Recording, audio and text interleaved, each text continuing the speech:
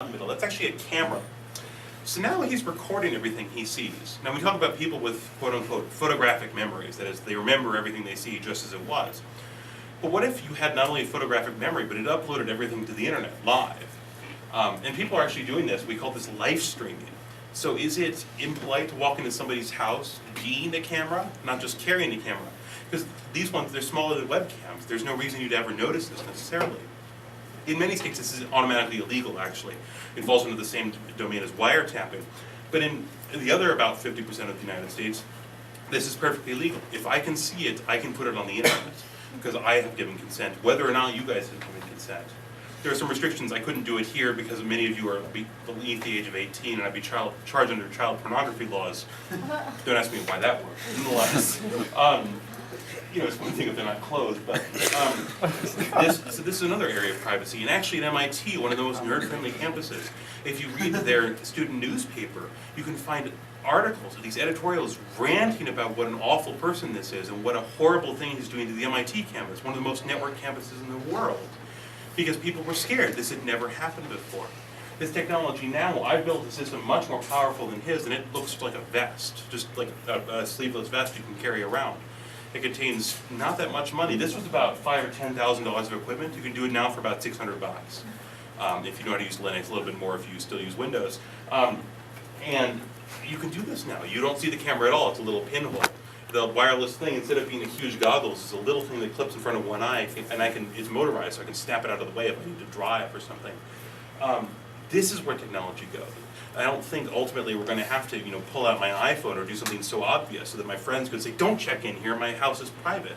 What if I just check in automatically as I go around? And actually, just last week, and I think I've got this in the next slide, so just last week on Thursday, iPhone announced the new version of the iPhone software called iPhone OS 4, and it will for the first time support background applications. So the 20 million people who have iPhones will be able to automatically check in the background without ever pulling out their iPhone. So that is, as I walk around the city of Boulder where I live in Colorado, it will automatically check me into every location. So instead of just a few people who bother to use Android phones from Google, being able to have that thing from the webcomic we showed you before, now everyone will see that I went to the power tool store followed by the hospital burn ward. For me, actually, I stink with power tools. There's no need to go to a sex toy shop. You go to the burn ward. I chop things off myself. This is something else very interesting. Those of you, how many of you guys are in Wilderness? So yeah, so how many of you, have you guys done NAV Day yet? Or that's a little, yeah, no, you've done it, right? You did it, okay. So NAV Day is really hard, right? Remember this, people come in, midnight, they're, gasping for breath, they run around. This is much easier than using all those hard maps. This is a thing called Spot. It's $150 plus an annual fee of less than $100, and it's pretty cool because what happens is this: automatically every 10 minutes it uplinks to an actual satellite. You don't need cell phone signal for this, and it sends your location so that your friends and family can see that you're still moving around, and if you're on a big hike anywhere in the wilderness, anywhere in the world, this works. More than that, though, it has this amazing button right here, this SOS button. And if you've enabled the SOS button, that will call out international rescue response teams in any country in the world. People equipped to do far more than our SAR teams could ever do. People doing, rescues because I fell off of Victoria Falls in Africa. Rescues because I got covered by a glacier. People that have very special qualifications that can pull me out with helicopters are summoned by hitting that. And yes, this technology was available a few years ago with the use of things called SAR beacons, which are basically low-power radios. But now anybody can do this. It's not a big, huge radio you have to set up if your fingers aren't numb. You hit a little button of a thing attached to your shoulder, and they'll come and find you. There's some actually, reviewing this device is pretty wonderful, and there are some wonderful reviews of tech writers who essentially went into the mountains, got lost, and waited for their butts to be saved by poor UWC students mostly. Actually they did in California, so it was a team called Nordic Search and Rescue, but same idea. People on skis came and saved their butts. And this is pretty incredible technology, right? The fun part is that this thing is also designed to be used for social networking. And since it's smaller than my iPhone, you can't quite see that on this photo, but it's, this is not real life size, it's about this big. It has about 7 days of battery life. So I can, even without my iPhone being upgraded, I can clip this to my belt and it will give, a centimeter exact precision everywhere I am in the world, even if I don't have cell phone coverage. Even if I'm here and, the Wi-Fi stinks and the cell phone coverage is terrible, I can have my exact location updated. I can automatically check into Foursquare and become mayor of your dorm room. Again, this is the kind of thing we're going to have pretty much continuously from here on out.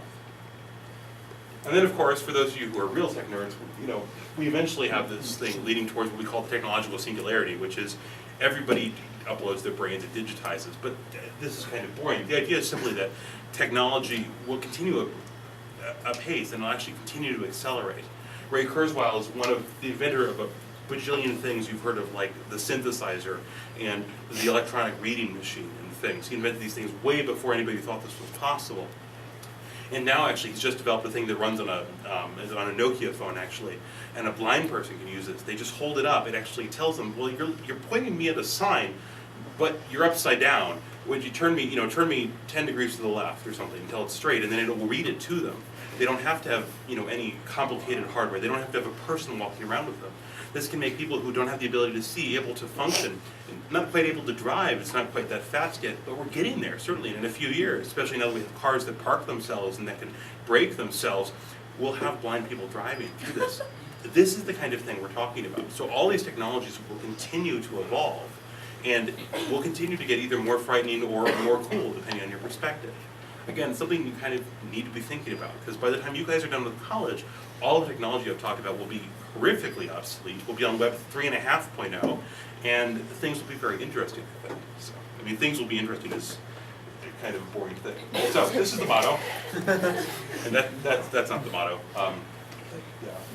This is the motto. So ultimately, it's kind of, the Douglas Adams idea of don't panic. These are not all things you want to be worried about. I promised I wouldn't be all doom and gloom, right? You shouldn't be worried that your house is going to be on private. Your every life, every action you've taken, every mistake you ever made when you were 13 is going to haunt your job forever. But again, these are the kind of issues that I think people should be thinking about, and things that haven't really been discussed, at least weren't discussed at UWC while I was here. Not just, don't publish things on Facebook, you'll never get a job, but how do you publish things on Facebook, and when do you do such things, and is it polite to check into somebody's dorm room if you're just hooking up with them, and do you know that they have a boyfriend, so maybe you shouldn't check into the dorm room at 3 o'clock in the morning. And actually, I spoke before about Foursquare. Foursquare has achievements, actually, like video games do, so you get points, like I got a little badge that has a little apple on it for checking into 3 different Apple stores in 3 different states. At the South by Southwest Interactive Festival, the one I showed the video from before, there was a badge last year called Slut, where if you checked into 3 different hotels over the 5-day conference after 1 a.m., you got the Slut achievement, because they just assumed. This time actually there was Super Slut, because 3 turned out to be very easy, so they upgraded it to 5 different hotels in 5 nights. And again, this doesn't necessarily mean anything. They have another one called Playground, where if you've checked into more than 5 elementary schools, you get the Playground achievement. Presumably the cops also show up. I don't know. There's one called Gym Rat for checking into 10 different gyms. There's one called Douchebag for checking into places where people have popped collars. And that's actually the icon is a popped collar. All of these things. So again, these are things we're going to think about, because people want points. If you give people a shiny logo on their Facebook page, people will do anything. And so again, this is something we want to consider about. For instance, there's a badge for becoming super mayor, so I'm mayor of 10 different places. I have a pretty big incentive, therefore, to check into your dorm room and your dorm room and your dorm room, and maybe your significant others might have a few objections to that, actually, as well as the people who brought me here saying, "Brother, you're being creepy." So again, things we should be thinking about. So, overall, this is the end of my presentation. We've got tons and tons of time for questions, and I hope you guys have interesting questions, both about this, about Simple Geo, anything else you guys are curious about. So thank you very much for listening. Yeah. I just went through a page, every communication you make, listed it. Right. Why? God's name, do you want anybody to know that? Well, see, so I actually had a screenshot from that before. She's gone to ussjoin.com. You're all welcome to go there. And yeah, so I actually have a fact on the page about, well, why would you do this? Well, to me, this is very powerful. First of all, because it's updated continuously, it gets what we refer to as Google juice, or essentially it becomes important on Google because it's updated continuously. So that means that this is a much higher priority site. This site that I own is much more high priority than sites that I don't control, like postings on high school debate forums from 2001. The second thing is, I'm not afraid of this because I know that all this data was public anyway. That is my Twitter data, my Foursquare data, my Flickr pictures of my cat. Yeah, I am one of those kind of cat people. Are all public. I don't have any fear.